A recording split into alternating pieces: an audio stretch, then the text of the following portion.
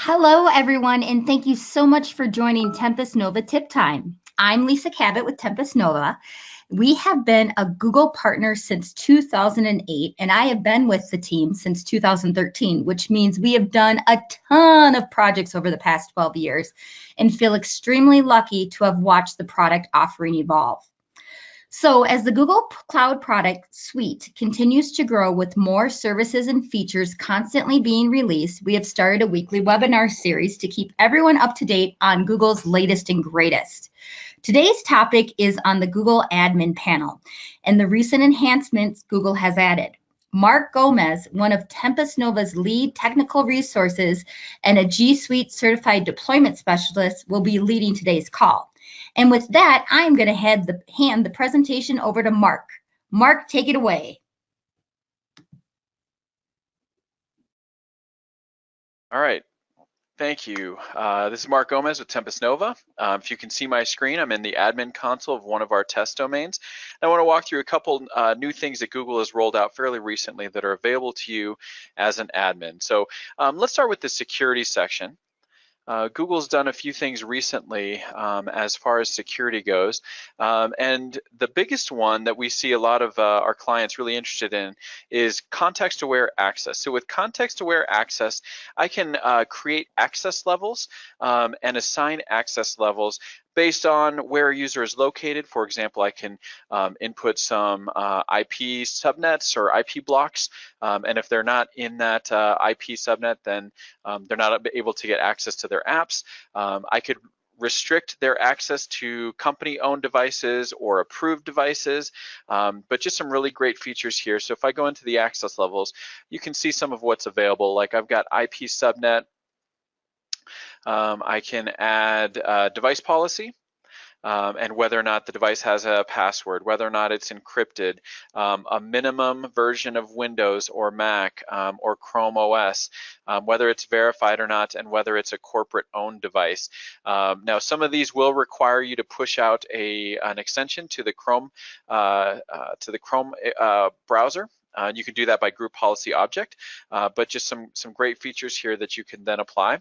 The really nice thing about these is that once you have your access levels and you're ready to assign them, it's really granular, so I can choose by OU and by these specific apps. So I can lock down, say, Gmail and Drive and say, you need to meet these different access levels in order to access Gmail and Drive, but Calendar is not as critical, and I'm okay with you accessing Calendar if you're offsite. So some nice granular controls by OU and by app as well. The next thing in security that's fairly recent is some more granular password management. So I can configure some password policies, enforce password strength, allow password reuse, start password policies at next sign-in, and then when the password's going to expire. These are some things that we just enabled in our own domain and help to keep us secure at Tempus Nova. So just some nice features there as far as password management goes. Fairly recently, you might have tested this out already, but Google made a change to the way apps are able to be turned on and turned off. If you haven't tried this out yet, before you were limited, you could only set these by OUs, but now you're able to actually do it by group. So I can look for a group and say grouped calendar test. And I can turn apps on and off by group instead of just by OU. So that's a nice new feature that's available. Sometimes groups are easier to manage than OUs. So if you haven't tried that out yet, or if you have a use case for that, this is a great tool. The last one that I'd like to highlight is in the device management section. And it is the managed Chrome browser.